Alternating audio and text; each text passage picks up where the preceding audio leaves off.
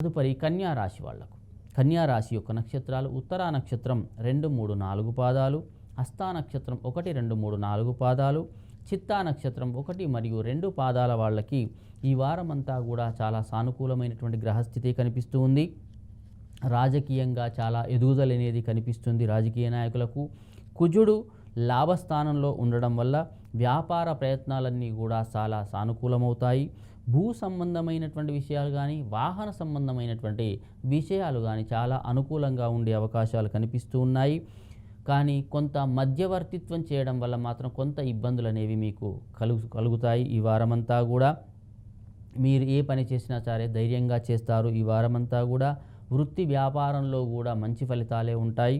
వైవాహికంగా చాలా సంతోషంగా ఆనందంగా ఉంటారు. దైవ దర్శనాలు చేసుకుంటారు. చాలా ఉల్లాసంగా ఉంటారు.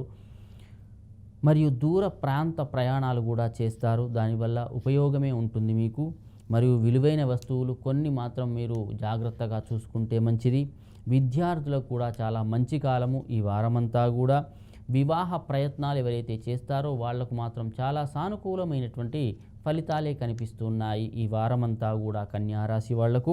మరియు నూతన వ్యాపారాలలో మంచి లాభాలు అనేవి కలిగే అవకాశాలు కనిపిస్తూ ఉన్నాయి.